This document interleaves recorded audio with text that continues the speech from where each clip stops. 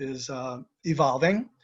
And I was also spent some of my later years living in the Washington Heights Inwood area. So I'm essentially a native New Yorker from Upper Manhattan, born in Brooklyn, however. So when we talk about these neighborhoods, I'm gonna start the presentation. So this is a slideshow with my narrative and lots of photos of the neighborhood. So I hope you enjoy it.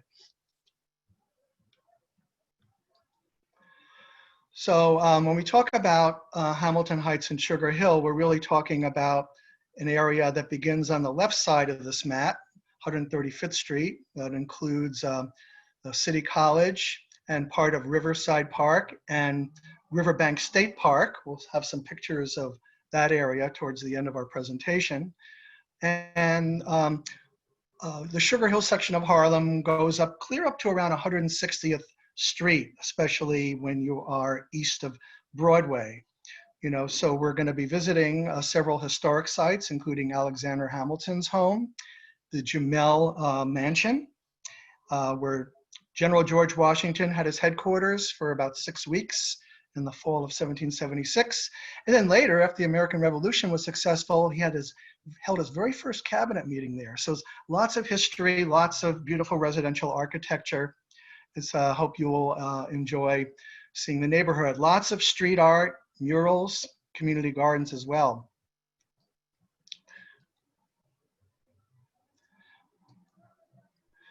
So I like to begin with this slide. Langston Hughes, although he lived really in East Harlem on 127th Street between Madison and 5th, the great poet, one of our favorite quotes is Langston Hughes, what he said about Harlem.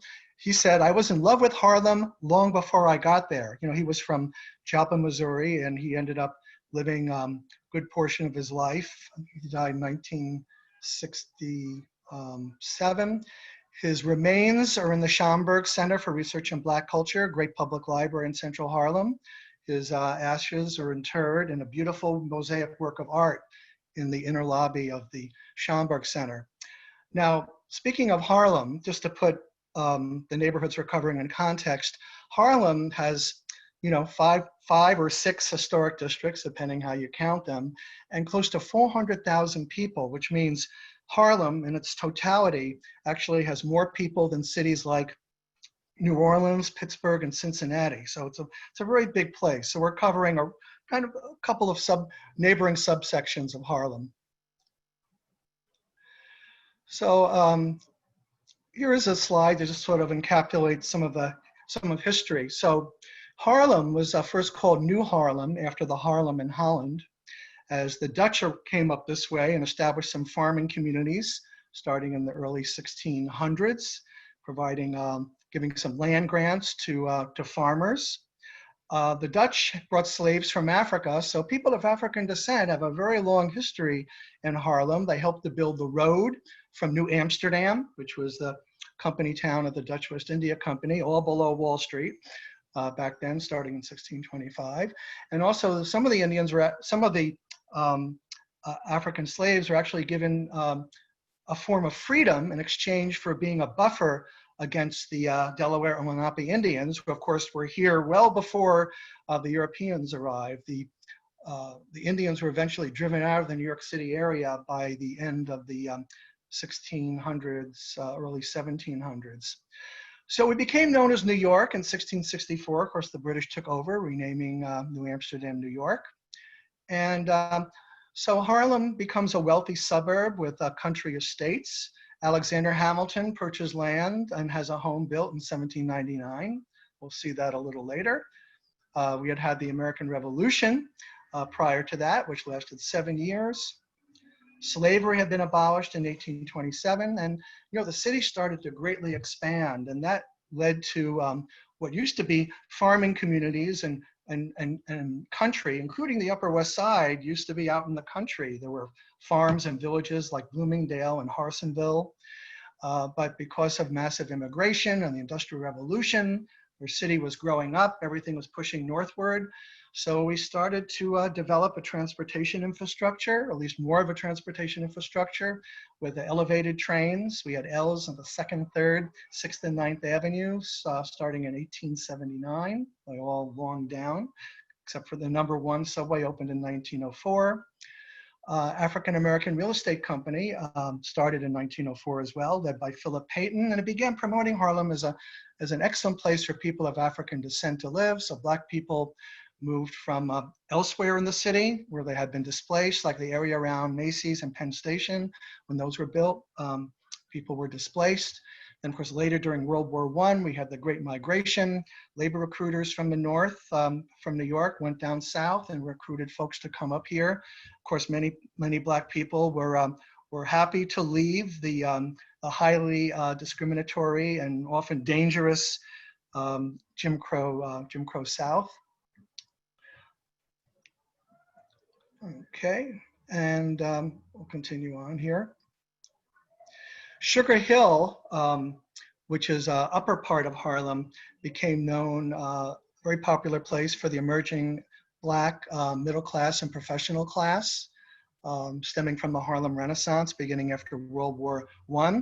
Sugar Hill stands for the sweet life that people enjoyed. You know, Duke Ellington came up from Washington, D.C. in 1927. Then we had all the great jazz musicians. We had the visual artists. We had the poets and authors, of course, political activists. Marcus Garvey had come from Jamaica in 1916 and founded the Back to Africa movement. So Harlem becomes associated with people of African descent, really going back a full century away. We're going to talk a little bit about architecture here on our tour today, and we'll get back to the rich history and the historic areas.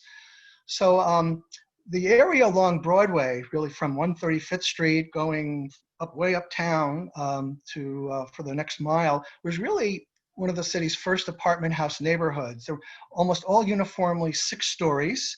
Many had elevators, and they were built in anticipation of the Broadway subway line opening up in 1904 and expanding uptown and over the coming few years. And to distinguish one building from another, the landowners and builders and developers included some nice architectural flourishes in their buildings. They're just regular rental buildings today, but in the day they must have been quite the place, especially for middle-class people with large rooms oftentimes. On this one here, you can see the variegated bricks.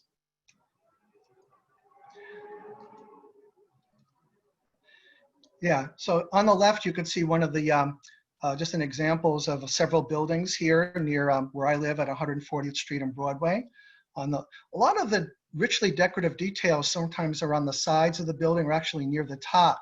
If you see the slide on the right, this is just an ordinary apartment building, but you can see the intricate terracotta design work. Terracotta essentially means baked earth, made from clay that was partially melted in a kiln or oven. Then they hand carved it, or more commonly and easier, they replicated the designs in molds. And you see terracotta, of course, in commercial buildings. The Flatiron building is like full of terracotta design work, for example, and we'll see them on townhouses later.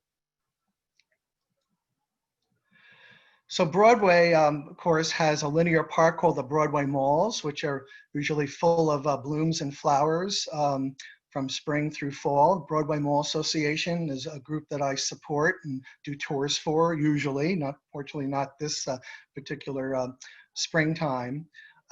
Runs from Lincoln Center, clear all the way up to Columbia Presbyterian, New York Presbyterian Hospital. On the right, you can see a richly decorated close-up of some of the rich details. By the way, you know, apartment-style living was not popular at all for middle-class people, upper middle-class people, and wealthier people until we get to the 20th century. Before that, apartments had a relatively negative connotation associated with the tenements and the poor immigrants and poor New Yorkers who were tightly packed into those apartments in the Lower East Side. Of course, the Lower East Side Tenement Museum tells you richly all about that struggling history and difficult history. So I took some recent pictures of just kind of what's going on in my neighborhood, and thankfully just about every restaurant There's about 30 restaurants and bars or bar restaurants within walking distance of where I live, again, which is at 140th and Broadway. And they've all managed to stay open. Some were actually closed for a while, but some may have gotten their loans or grants and have reopened, restricting themselves to takeout and delivery. And here's a couple of places here: the Harlem Public up at 149th and Broadway, and at the Wallace next door. And of course, we do also have in our neighborhood, we have a lot of people from the Dominican Republic and Central America. So we also have a Latin flavor here in these West Harlem neighborhoods. So, we have many people from the Caribbean, people love their tropical fruit. And of course, not restricted to people originally from the Caribbean, but you could see all these mangoes here, one of our many sidewalk stands. So just a couple of local restaurants. Trufa, the Trufa restaurant only seats 12 people. It's so small, you walk in, you're practically in the open kitchen. Eduardo from Central America is the owner, and very friendly guy. Always, we used to like exchange hugs, but you know, we're in the post-hug era, at least for the time being. So lovely Mediterranean cuisine. And we do have not too many chain stores in the neighborhood, but we do have Espresso Matto over there. I took this picture because on the far right, there's someone set up a stand actually selling gloves and masks right on the street, which has also become pretty popular in the neighborhood these days. Yeah, so just go quickly here. We have our Pan-Asian place, Geisha. Some places are serving sidewalk cocktails, friolitos, Mexican. Fumo on the left, you can see the sign on the far left there in the bottom, curbside cocktails. Fumo Italian. But if I had to pick the most popular place in our neighborhood, it would be the Heights Wines and Liquor Store, which is right on my block. I'm trying to avoid going there too many times. Actually, been having most food and beverages delivered. So we have we have some lovely neighborhood murals. This is one on our local city councilman's office, Mark Levine, fine city councilman. He's been emailing everybody with updates and podcasts and webinars and letting people know where they can get tested for COVID-19 or for getting the antibody test. Thanks to his one of his emails, I was able to get tested at least for the antibody.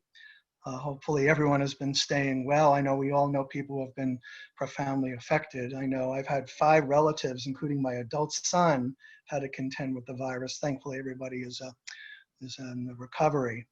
So yes, this is one of the many murals here at it's actually apartment building and council member Mark Levine's office on 141st Street. I rather like this one. It kind of tells something about the neighborhood, that we have a very mixed group of people living here. You know, we're sort of in between Columbia University's medical school and New York Presbyterian Hospital, and then the new Columbia campus, and then of course City College is right in the middle of Hamilton Heights. Yeah.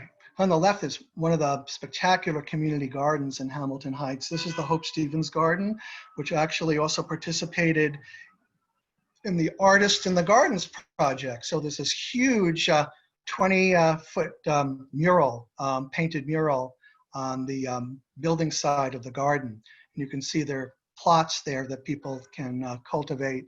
New York City, by the way, has about 700 community gardens. It's one of our great success stories, I think. On the right is a more kind of informal mural. I like the main message here is knowledge is power. I mentioned that we do have the Latin Caribbean presence. You know, Hamilton Heights and Washington Heights and Inwood areas, especially along the Broadway corridor, have had over the many decades, really over the last 50, 60 years, beginning with Puerto Ricans and then people from the Dominican Republic in the 80s and 90s and Mexico and beyond. So on the left, we have one of many botanicas. Botanicas are places where local people can get religious iconography, or they can get incense, and also they can get medicinals and herbals that they would practice as part of the the original or local religion. So combining Christianity, Catholicism, with traditional religions is what you can achieve by walking into a botanica and getting those items. On the right is one of several churches catering to the Spanish-speaking community. Our own local firehouse here, actually there's a sign, it's really hard to see above the small doorway. It's called Vinegar Hill. There's a Vinegar Hill neighborhood in Brooklyn, just north of Dumbo, along the East Riverfront. The Vinegar Hill neighborhood in Brooklyn is in honor of the Irish Rebellion in the United Kingdom in 1798. And apparently there was a short-lived Vinegar Hill neighborhood in what is now Hamilton Heights in Manhattanville. So one time, late 1800s, early 20th century, there was a sizable Irish population. The area is no longer known as Vinegar Hill, but we still have the sign on this beautiful firehouse. The building on the right is one of many cooperative buildings in Harlem. This is an HDFC cooperative, which is, these buildings were neglected by their owners. They didn't pay their taxes. This is during the time when we had the city's fiscal crisis in the 70s, and then leading into middle-class flight to the suburbs and high crime and drug activity. So we had landlords abandoning their buildings, not providing services or paying taxes. So in many cases, the tenants stayed and the city temporarily took them over. In fact, if we go back to the 1980s, the city of New York was the largest owner of properties in Harlem, owning about 1,000 buildings. So one of the more brilliant things that happened during Mayor Koch's administration was to create these HDFC program, the Housing Developments Finance Corporation, which is still in effect. It allows renters to become shareholders in a legal cooperative. And in many cases, they were able to buy their apartment for very little money, sometimes as little as $1,000 or even $100. Before that, they had to often go through training programs to learn how to manage a building and so forth. So there are dozens and dozens of these buildings throughout Harlem, including in Hamilton Heights and Sugar Hill, and they are removed from the regular real estate market, so you can't make above a certain income level to be able to buy an HDFC, but they are in fact legal cooperatives, and they're of all shapes and sizes. Some are walk-ups, some are elevator buildings, and the like. So traveling just from the previous block, we enter the spectacular campus of City College of New York, which is the oldest free college in the United States. Or of course, we now have tuition. We've had tuition since the mid-1970s. It was founded as a free academy in 1847 by a man named Townsend Harris. Originally, the campus was down at 23rd Street in Manhattan, where Baruch College is. Baruch College, of course, one of the 24 campuses of the City University of New York. Hopefully they'll be able to reopen and weather the storm and the financial impact. City College is a gateway for so many people from working class and immigrant families in New York. City College, by the way, has produced more Nobel laureates than any other public college in the United States, including Jonas Salk, who went on to develop the polio vaccine. 16,000 students, 13,000 undergraduate. Let's go to campus. Beautiful stone buildings. They were built during the first decade of the 20th century. They're built of the bedrock of Manhattan, a metamorphic rock known as schist, up to 400 million years old. So as we like to say, in Manhattan, we're very full of schist. So when the subway was excavated under Broadway, they decided to put that rock to some good use. So they hauled the rock over to the campus site and made these gorgeous buildings. By the way, the schist rock, if it were not for all this schist, we wouldn't have been able to build all of our tall skyscrapers, because these very old rocks are strong and they help anchor all of our tall buildings and skyscrapers. City College, many fine graduate programs, urban planning, landscape architecture. education, engineering. They also have the Colin Powell School for Civic and Global Leadership. Colin Powell was one of the many noteworthy graduates, along with Abraham Foxman, sociologist Daniel Bell, former Senator Daniel Patrick Moynihan, George Gershwin's brother Ira, wonderful screenwriter, author Patty Chayefsky, and the famous movie director Stanley Kubrick. Upton Sinclair, another great writer, Daniel Shore, the journalist. Faith Ringgold, wonderful visual artist. Here's some more look at the campus. The building on the left was actually the building where they taught people essentially industrial development, industrial engineering. As at the time of the City College campus was built, New York City was the leading factory city of the world, leading industrial city with thousands of factories. Of course, most of you know we used to manufacture everything here in the city. Beautiful Shepherd Hall, sort of the heart and soul of the campus, designed by George Post, great New York architect, who also designed the New York Stock Exchange and the Brooklyn Historical Society, among other buildings. He designed Shepherd Hall, the main campus building, in the style of a cathedral. Inside is the famous auditorium, the Great Hall, which is used as an event space and an auditorium. And Albert Einstein, when he came to New York, actually spoke out here at the Great Hall at City College. It can hold up to 1,000 people. The buildings are known for their grotesques and gargoyles, mostly grotesques. It's only a gargoyle if it can hold water. Some of the gargoyles or grotesques are known to represent people who worked at the college at the time. They were actually installed in the 1920s, about 90 years ago. Estimated 600 of these figures on the campus buildings. It's a wonderful experience just to walk around and checking out these grotesques.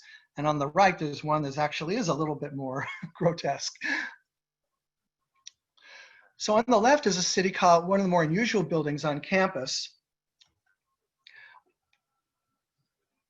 One of the more unusual buildings on the City College campus was actually a remnant of our water supply system in the 19th century, the Croton Aqueduct, which brought fresh water 30 miles north of the city from Westchester County when they dammed the Croton River, and they created a Roman-style aqueduct system bringing water via gravity.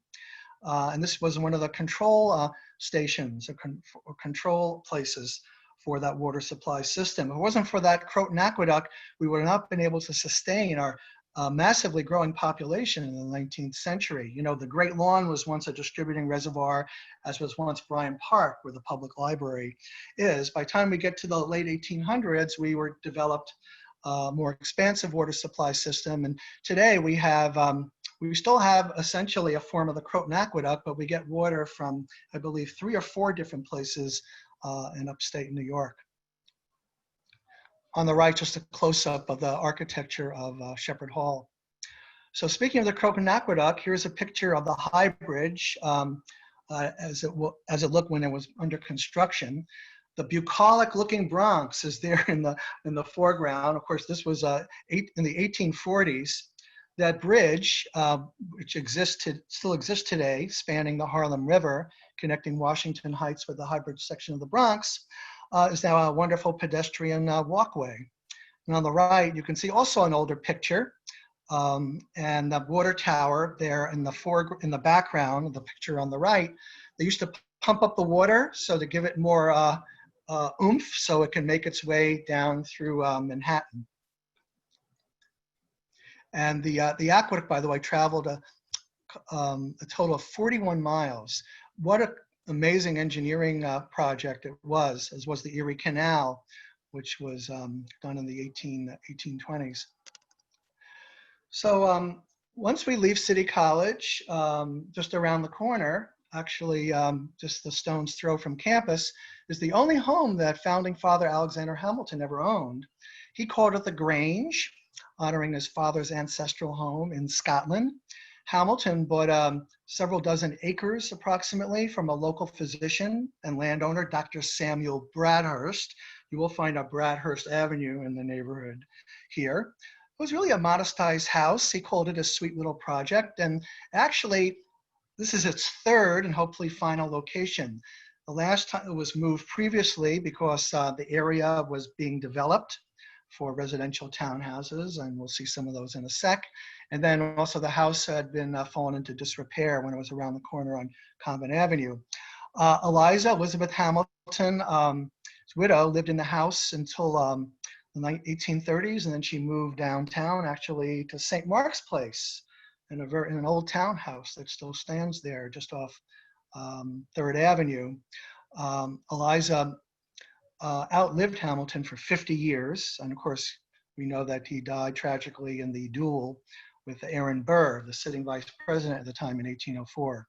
The Grange, by the way, is a national park, and it's open for free. Hopefully it'll be reopening soon. Every January, around his birthday, they have a series of wonderful special events, including a Hamilton impersonator. Interior of the house here on the left, you could see the, again, the house was just 12 rooms, and upstairs there are period rooms that you can visit. And on the right is just an example of the museum style exhibit. They also show a nice 25-minute film. So here's a picture of what the area looked like before, when the at its prior location next to the Episcopal Church. So the house you see there to the right of the tree, and then the Episcopal Church. So the house is now in a different location, but looks pretty bucolic and countrified back then.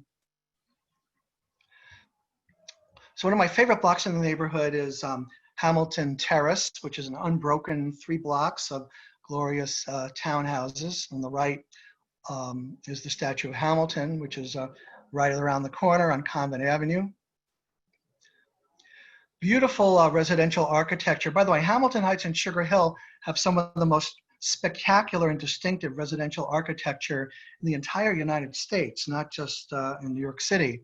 So different styles: Beaux-Arts, Queen Anne, Romanesque Revival. This house here is an example of Romanesque Revival style. And the houses here were all built in the late 1800s, 1880s, 1890s.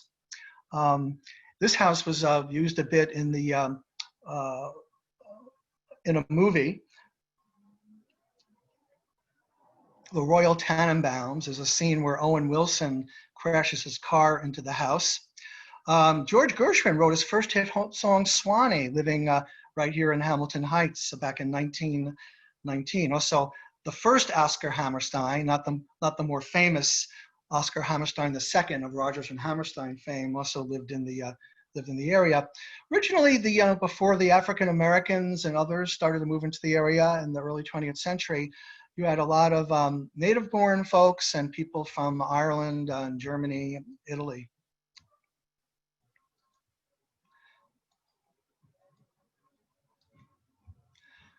This is one of my favorite blocks, and you can see the festive styles of townhouses here. Many of them have been divided up into apartment buildings. Oftentimes you have the owner living in one of the apartments and renting out the others. Some owners like to have the lower 2 floors, the garden duplex, and then of course access to the backyard. And again, these are from the 1880s and the 1890s. Nearby Amsterdam Avenue, we did have a trolley line in the late 1800s before the subway opened in 1904, and then down the hill on 8th Avenue, we had the elevated line. Now that went up Frederick Douglass Boulevard, continuing from 9th and Columbus Avenues. Just some more townhouse views here. So this is along Convent Avenue. Convent Avenue actually used to have a very large convent called the Convent of the Sacred Heart, but actually burned down back in the 19th century. And on the right here is an example of the gardens that you'll find in back of the townhouses. Convent Avenue Baptist Church on the corner of 145th Street is a very important place for Baptist ministry. They have regular regional meetings where the ministers come from all over the metro area to meet. It's also known as the last place that Martin Luther King visited when he came to New York back on March 26, 1968, just 9 days before he was murdered in Memphis, Tennessee. And every year they have a rousing and very long service in honor of Dr. King, usually on his birthday. Beautiful granite church there on 145th Street. On the left here is a church across from the one we just saw that was a very modest-sized church that was built for a Dutch congregation in the late 1800s and then was taken over by a German congregation, so it became the became a Lutheran church, and it still is. The Germans are gone, but the church is still there. There's a little plaque on the outside with a German language commemorating and honoring the history. Now, this area was so popular back in 1924 that the very first Macy's parade started right there at 145th Street and Convent Avenue. They actually called it the Christmas Parade and become known as the Thanksgiving Parade until years later. So a very long route indeed, going all the way downtown to Macy's Herald Square. I think they stopped that after a few years. I guess they realized it was just too long of a route. But I find this a very humorous picture. You can see, particularly the picture on the far left, you can see the townhouses with the stoops.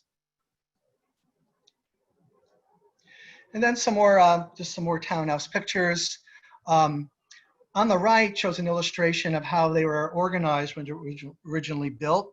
Has been a lot of restoration going back to single family houses as well, which is, is a trend all over the place these days. So originally, the kitchen and service entrance, when it was just one family, was in the lower floor there. People did their entertaining one floor up in the parlor with the highest ceilings. They called it the parlor, borrowing from the French, parler, to speak, where people had their formal dining area and living room, and then the bedrooms, of course, were upstairs. One of my favorite little places is a hidden art gallery called the S.E. Green Gallery, featuring artists from the African diaspora. There's actually one tiny little sign in the window, otherwise you just kind of have to know it's there. And usually when I bring tour groups in, I call the gallery just to make sure they're open and not setting up for a show or in between shows.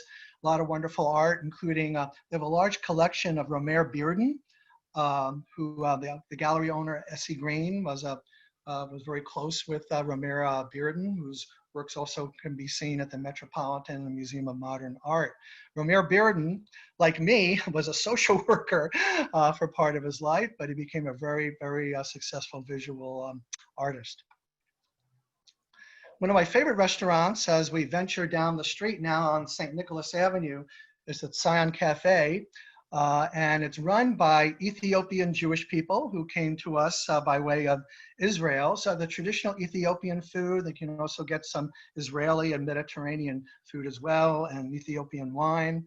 They have a little patio there in the back, and they also rotating art exhibits.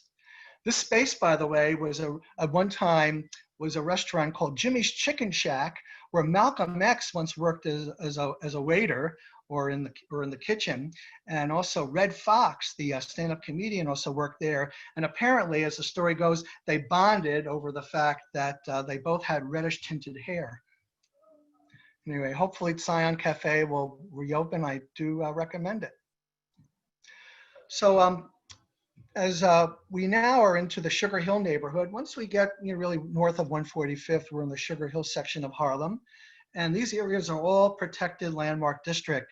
This is the James A. and Ruth M. Bailey mansion, which was built in 1877 for the finance guy for the Barnum Bailey Circus, James Bailey. It is once again a private house. The Baileys are long gone. That was a different era. For some decades, this house was actually a funeral parlor, but the funeral home sold to a family, so it was once again a single family residence. A glorious house. I just love walking by here, just looking at all the architectural details. Again, kind of a Romanesque revival style. There's some really interesting stained glass, very finely detailed glass, which was developed by a man named Henry Belcher. His stained glass company lasted barely a decade. He made these very fine glass designs, creating a mosaic effect using a particular technique. On the left is an example of what that stained glass would look like if you were inside the house. And on the right, this is what it looks like outside the house. Around the corner is the Benzinger house. Benzinger was a German-speaking, the Benzingers were German-speaking folks from Switzerland who ran a Catholic publishing company and also, sold supplies to Catholic churches. For some decades, though, this has been a house that's actually run by the city of New York as a transitional residence for formerly homeless adults. It's right there on beautiful Edgecombe Avenue at 150th Street, right around the corner from the Bailey House. So Edgecombe Avenue, on one side, on the right side, you have Jackie Robinson Park. On the left side, you have apartment buildings. Up around the equivalent of 153rd Street, that tallest apartment house is 409 Edgecombe. That's where W.E.B. Du Bois and Thurgood Marshall, first African-American Supreme Court judge, lived as well.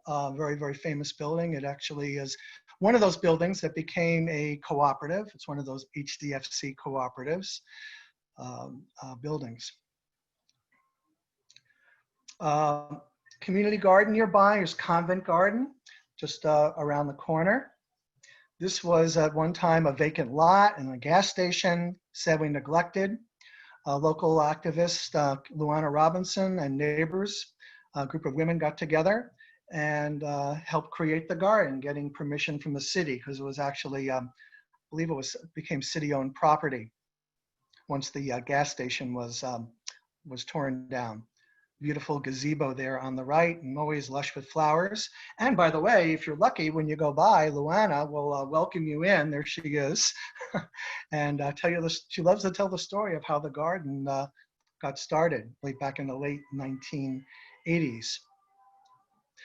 A number of the community gardens were started when the neighborhood was still ravaged by crime and drug activity. It's considered very, very safe today. I mean, I walk around here all the time with groups, and people are often, very friendly and welcoming. And by the way, Hamilton Heights and Sugar Hill, have generally been fairly mixed neighborhoods over the years. So it's always had a nice mosaic of folks. So on the left is the aforementioned 409 Edgecombe, the HDFC co-op. Again, where Thurgood Marshall, W.E.B. Du Bois lived. And on the right is another famous apartment house in Sugar Hill, albeit a rental building. It's called the Triple Nickel, 555 Edgecombe. That's where Lena Horne lived, and Kenny Clark, who was the first African-American president of the American Psychological Association, Paul Robeson, great sax player Coleman Hawkins, and Red Bank Red, the one and only Count Basie. Continuing just a few blocks away is one of Harlem's many great cultural institutions, the Dance Theater of Harlem on West 152nd Street. It arose out of the ashes of the tragic assassination of Dr. Martin Luther King. It was founded by Arthur Mitchell, who was the first principal African-American dancer at the New York City Ballet. So after that tragic incident, he wanted to create something positive for young and old alike in Harlem. So thus we have the dance theater. The troupe performs all over the world. In the city, their home base is the city center in Midtown. Of course, they offer classes of varying types for children of all ages, and of course for adults. So they also, of course, have a teaching and training program, outreach program to our schools and other local Harlem cultural centers. On the left there is a picture of the Dance Theater of Harlem in action. Again, mostly classical ballet, but over the years they've mixed in, some African dance and some modern dance. And on the right, one of the programs for the young people. On the left, across the street from the Dance Theater of Harlem, is actually another great community garden. This is the Hope Garden there.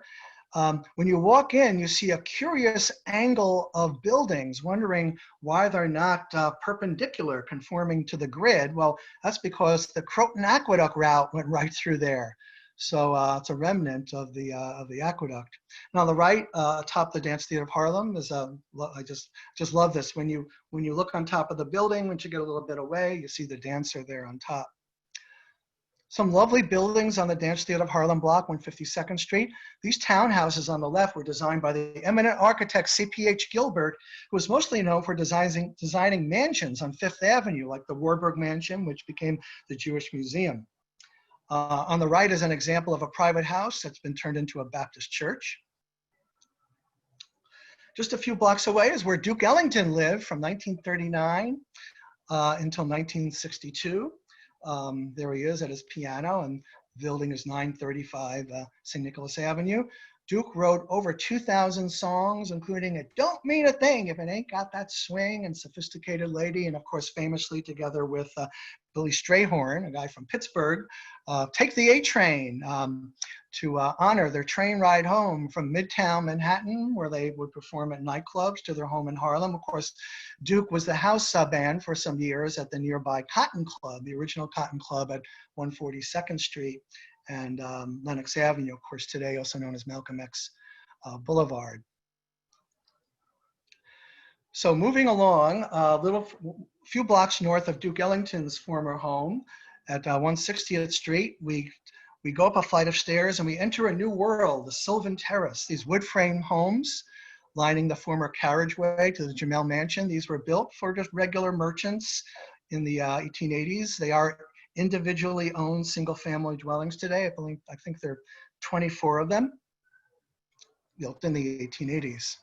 Here's a closer look at what they look like. I just love the green shutters.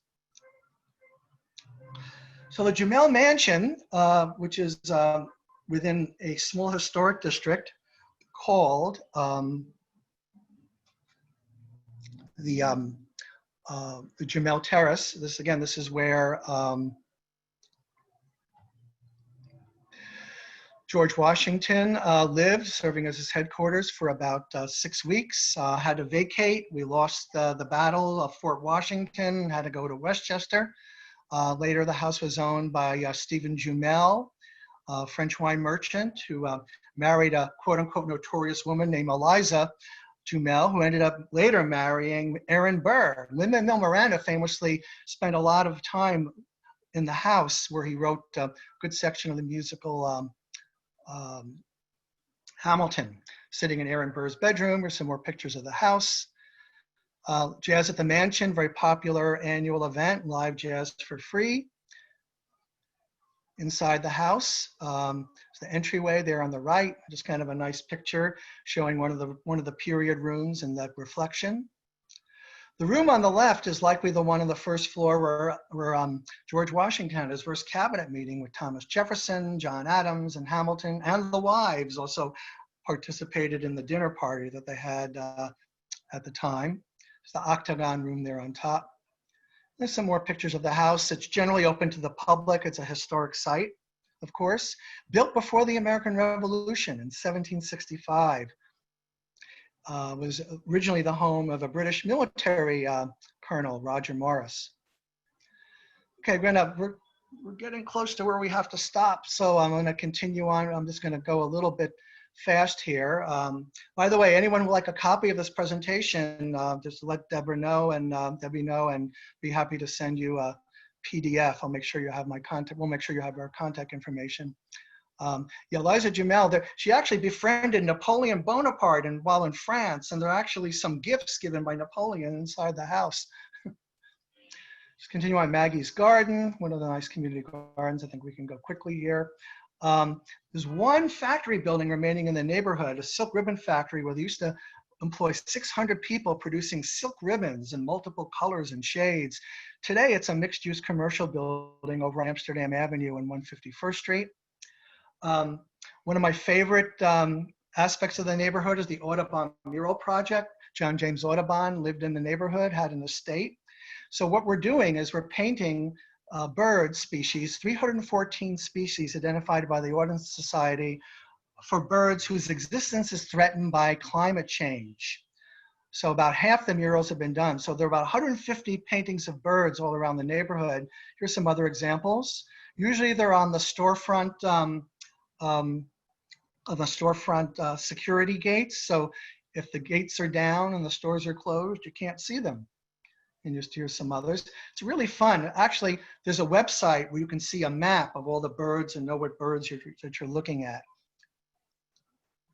There's Audubon's burial site at the local Trinity Episcopal Church Cemetery, the only active cemetery in Manhattan. Mayor Koch is there in the Jewish Quarter, because if you want to be buried in Manhattan, that's your only option. Here's a depiction of what Audubon's house looked like on the Hudson River, by the equivalent of 156th Street. And just a few more slides here. This is, there used to be ballrooms and movie palaces lining Broadway in Hamilton Heights and Sugar Hill. Most of them have other uses. This one has been abandoned for decades. Maybe it'll be condos or a mixed-use building. Must have been spectacular in the day. On the right is another picture of Broadway and the lovely, lush Broadway malls. Ralph Ellison, one of many famous people who lived in the neighborhood. Invisible Man, a great book, still pretty relevant today, I would think. Of course, he lived in this building here, the Beaumont at 150th and Riverside Drive. One of the lovely aspects of Riverside Drive, and I'm sure you know this if you live further down on the Upper West Side, the curve of the street, the beautifully undulating curves, that was by design, thanks to a plan laid out by Frederick Law Olmsted of Central Park fame. He wanted to follow the street to follow the natural contours of the land along the Hudson River. So Riverside Drive is an integrated plan along with Riverside Park. Beautiful flowers have been in bloom this spring with the peak of the river there.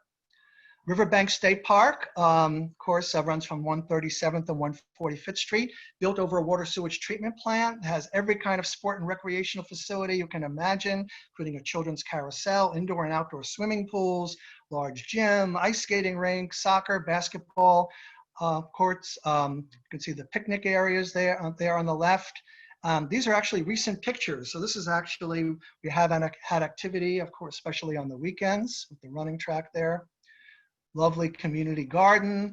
It's so popular. You can only have a garden here for 2 years, and that's only after you get chosen from a lottery. The park is, of course, built over a water sewage treatment plant. You can see part of it there on the right. Sometimes when the humidity and weather are right or wrong, you can get a little bit of whiff, but usually it's, at least from my nose, it's pretty smell-free. Lovely views of the neighborhood, and of course the George Washington Bridge of the Hudson from the park.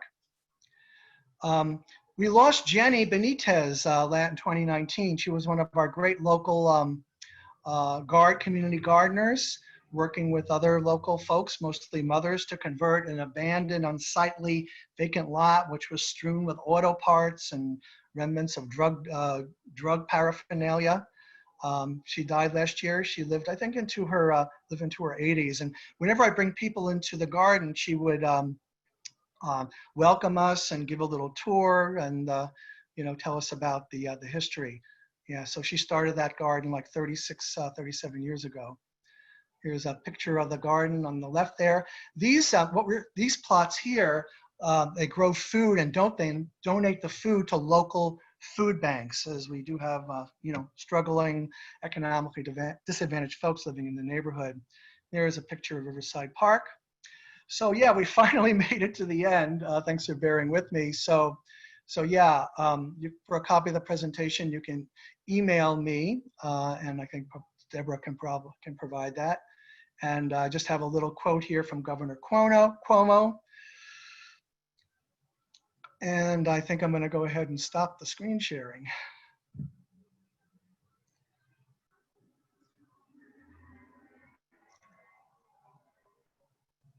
Okay. Right, we have a lot of people requesting the PDF, so I will let everyone know. You'll all get an email. Anyone who's attending today, you'll all get an email with a copy of the PDF. So you don't have to email Hank unless you want to. But we will, you'll all get that. Yeah, thanks. And then, what's striking to me about the neighborhood, I mean, I love all of our New York City neighborhoods, whether I'm visiting a friend or a family member or leading a tour in one of the 80 neighborhoods that I've gotten to know pretty well over the years. What I like about this neighborhood is just the diversity and architecture and just a lot of street activity, welcoming community gardens, views of the Hudson, parks, a lot of rich history, taking us back to the people who came during the Harlem Renaissance and made their impact in the world of art, literature, culture, and political action. And for me, it's just a pleasure to live here. And the Broadway corridor is very busy. You know, I'm right on Broadway, but you go one block away and you're kind of almost in a whole other world of townhouses and quiet tree-lined streets. So I know we have that in other neighborhoods as well. You know, you can also have that in many neighborhoods in Brooklyn. You know, you leave a main thoroughfare, like Brooklyn Heights, for example, you walk a couple of blocks and you're in that wonderful, quiet, historic area, even parts of the Upper West Side, of course. So let's see if we have any questions. Let me see if we have any questions. The only question I see is someone, well, we're getting a lot of thank yous and great presentation, of course. But someone's asking if you do a tour of Chelsea.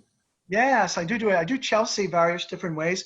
Chelsea, kind of like Harlem, has many different sections. So it's depending on how long a tour is, you know, you have the Ladies Mile and the huge shopping emporium buildings along 6th Avenue, what we call East Chelsea. Then you can go, of course, all the way over to the High Line, and in between you have the historic district with the townhouses from the 1840s and the beautiful St. Peter's Church. And also the English muffins were first baked up in Chelsea. So there's a building, actually it's a co-op building that actually is also known as the Muffin House. They actually found remnants of the Samuel Bath Thomas's English muffin bakery. Okay, so I think we're gonna end this now. Hank, thank you so much. This was just great. We really appreciate it.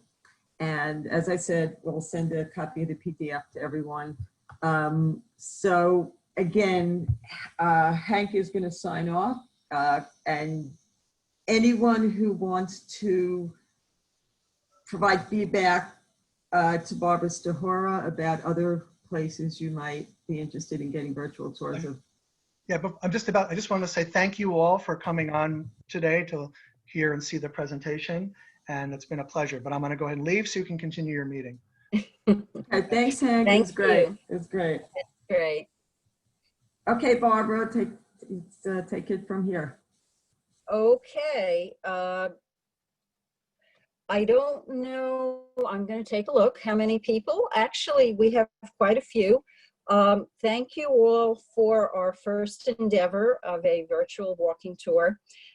As many of you know, when New York was New York and we did our Explore NYC events, everybody had an opportunity to stay, usually for lunch or sometimes for a drink and a little chat. And one of the things that we would always do after the event is say, of course, how'd you like it? And then we ask, what other kinds of exploring of New York would you like to do? I met Hank before, and I knew he would do a really good job. But what other neighborhoods in the city would any of you be interested in touring virtually? And the other thing that we're thinking of doing is doing some walking tours of cities around the country that have TTN chapters. And we'll sort of have the Philadelphia chapter co-host, or maybe some other cities. So I am going to see, hang on. I think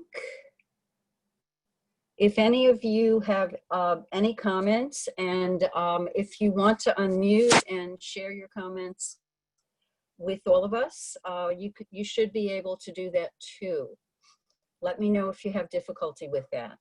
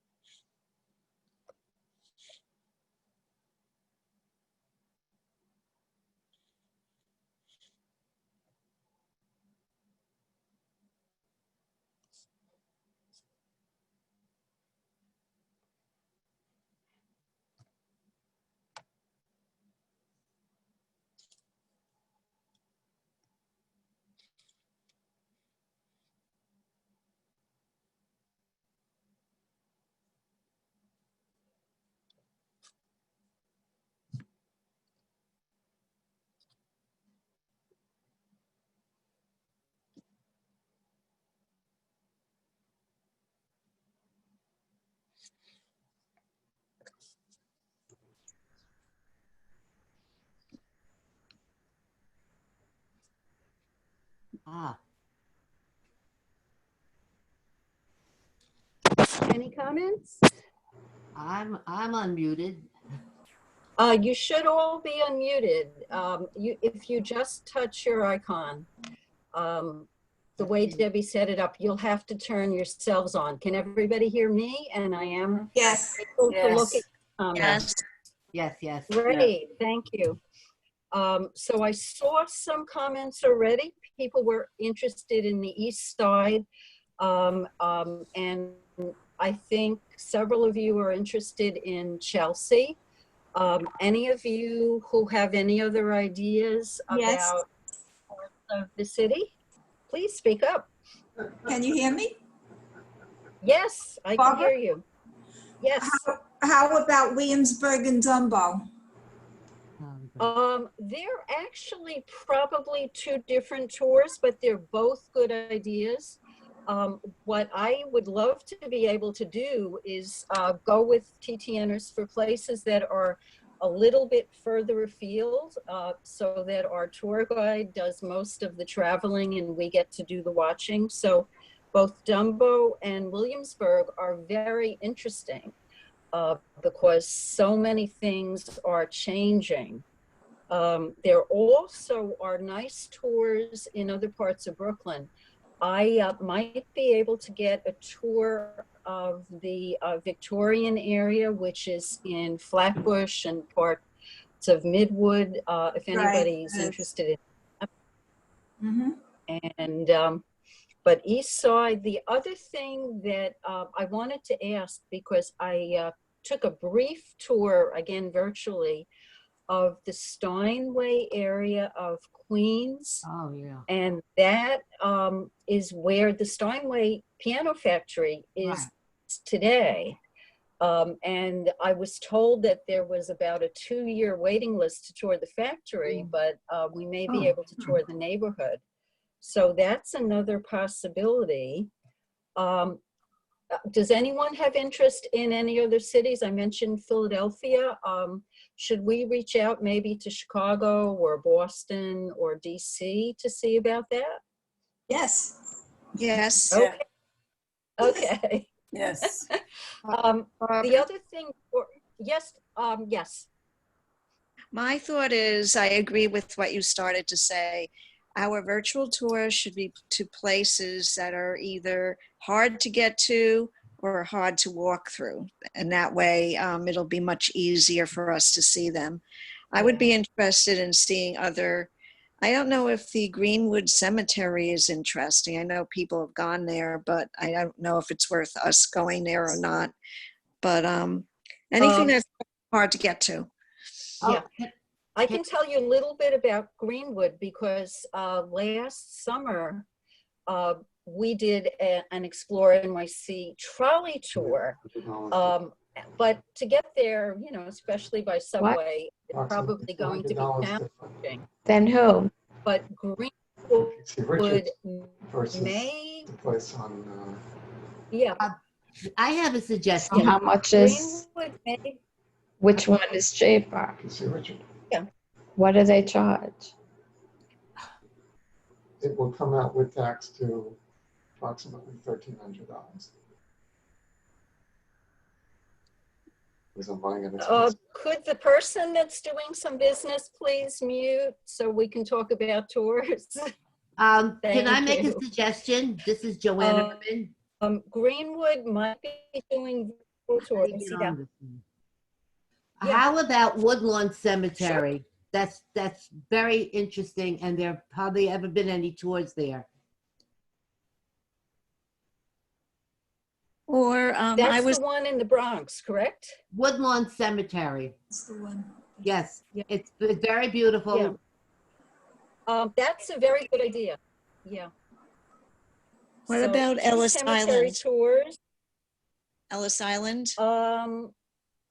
I don't know what's happening with Ellis Island, but we can investigate. Now, one of the things that we may have to do, Hank is just a wonderful guy, and he doesn't charge for his tours, but something like Ellis Island, if we could get a group together, if they're doing a virtual tour, I think that would be wonderful. I have been part of a number of organizations the last year, like the Municipal Art Society, that have done in-person tours for many years, and they've gone to virtual, but if you're not a member, each tour is $20. So I am looking for events that probably for our TTNers, we shouldn't have to charge more than $5 or $10. And if we can get another group of about 60, 70 people, I think we can do that. Ellis Island would be great. I haven't been there since the hurricane. And, you know, that I think would be an interesting idea. I don't know if anybody is still with us, but we did have some participants from Long Island. Are there places on Long Island that do walking tours that we might be interested in? How about the mansions on the Gold Coast? That would be really interesting. And what we can do, you know, most of you know Debbie, if you're from Long Island. I've been involved with the New York City chapter for a long time. Any ideas that you have, as you know, when you sign up for a TTN tour, you have a chance to rate the tour. You can also write comments there. You can email Debbie or you can email me. My email is barbara.stahura@gmail.com if you don't know me. But we're hoping to do this throughout the summer and into the fall, because honestly, I don't know when I'm going to go on an in-person walking tour again, but there are many, many places that I haven't walked yet, and it'd be great to work some things out with TTN. Any other ideas that immediately come to mind? Barbara, hi. Yeah. What about the Grand Concourse in the Bronx? Oh. There's some gorgeous Art Deco architecture there. Yeah, that's a possibility. Again, that's something that, you know, sitting at your desk staring at the screen is very convenient. There are a number of very, very fine historians who do in-person walking tours, and some of them are training proteges that maybe can take us. I did a tour, again, it was from Municipal Arts, with a guy called Tony Robbins, who's written books about Art Deco. He might do a tour for us if people are willing to pay $10 a person. Obviously, if we can get 5, that would be better. But yeah, I love Art Deco. We Barbara, did a tour of Radio City Music Hall, and it was wonderful. Yes, the Art Deco yes. Society sometimes runs tours. Art Deco Society. Okay, we can take a look. That's the beauty of virtual tours, because we can advertise them to all of TTN and hopefully, get a good number of people. We had, I think, about 85 women sign up, and I believe more than 70 actually did log on. That's the problem. Sometimes we forget what Zoom we have to go to. But I do think there's going to be a good amount of interest in walking tours. So I think that's going to be very good. Very Again, I did continue interesting, Barbara. to make suggestions, I didn't. and we'll do them on weekdays. And I think afternoon works good, because I know people sometimes want to get out early to do errands, especially if they're in a part of town where it gets crowded. So we'll probably do the next one again around 3 or 3:30 in the afternoon. So it gives you a break from your daytime activities. Barbara, But we're open to other times of the day. Yeah. Barbara, Any I more had comments? Barbara. I lived in Yes. the Lower East Side, the East Village now, and if you go there, I mean, everything has changed, even the Bowery. And I did Yeah. I did Oh, a tour yeah. of graffiti, the graffiti tour. It was really very interesting. Do you know whose auspices it was given under? Do you remember?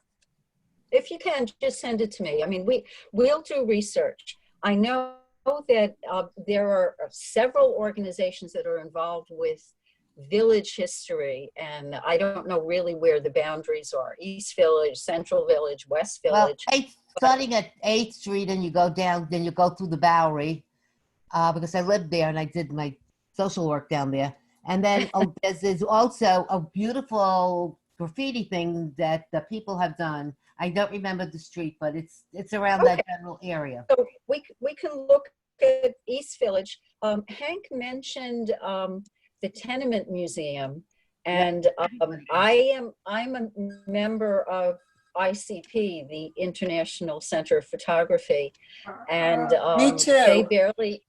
they barely had a chance to open before, of course, Yeah. everything shut down.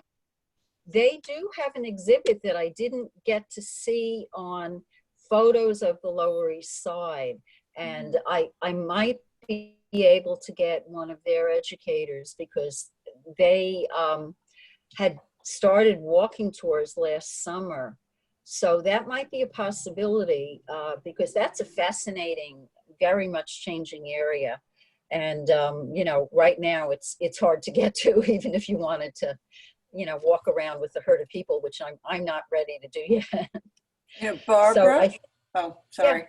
So I was just No, say, go ahead. I'm a member of ICP also, and a few years ago I did a walking tour of the East Village, and the tie-in was Jacob Riis. Very. The problem is a lot of the stuff that from Jacob Riis has been taken over by gentrification and stuff. But there is this historical thing with the immigrants coming over that, and I think they have some people at ICP who. Yeah, we can reach out to them. And ICP, the area that they're in, now has so many galleries. I really enjoyed the part of Hank's presentation when he showed us the murals on the buildings, because we actually did do the Audubon walking tour with a woman named Lee Hallingby, who works with the Audubon Society. And that's something that Lee might be able to do for us virtually. We had about 20 women last fall, and it was really lovely also. I was So on that. Yeah. Yeah, yeah. And that I enjoyed more than I thought. I had no idea how much there was to see. So that's good. So we have a lot of possibilities. As I said, email me or Debbie. Our goal will be to do several virtual tours a month if we can. And any of you that are still on, if you haven't looked at either the New York City chapter website or if you're from one of the other chapters, TTN is basically a virtual organization. And just between now and Friday, there are about 5 more events. So, and they're really high quality activities. I'm so amazed by the women that are in TTN or the contacts that they have. If you like photography, a new chapter member who is a photographer and a filmmaker named Gail Kirschenbaum, she's doing a virtual tour of an exhibit that she had in Westbeth. Although I went with some TTNers to see her photographs in person, we actually did it in March. It was the last day I was on the subway or in a restaurant. But she has very nice color photography, and I'm encouraging my friends who are artists or photographers to pop in. She'll probably talk about her work for a half hour, but to ask her, like, how is she doing that through Zoom? Because so many people who are artists, you can't come visit them or visit their galleries now. It's a very different world. So that's good. And I have also arranged in a couple weeks with the Center for Jewish History a virtual presentation on how to preserve your photographs and your family documents. The presenter is just a wealth of information. So if you have boxes of photos in your house and you want some tips about how to take care of that, that's on June 17th. And we have many other things coming up this month. So find something that interests you and join us and make some more friends. So thank you for sticking with the technical difficulties. We're still getting used to Zoom. So I know we lost a few people, but I hope that everybody will reach out with ideas for tours and for anything else that the chapter can do virtually. So thank you all. I'm going to sign off. Any last thoughts? Thank you, Okay, Barbara. and Bye, Barbara. Thank you, Barbara. hope to see you all soon again. Thank you, Barbara. Please join us. Thank you. Thank you. Bye-bye. Bye. Joanne? Is that lady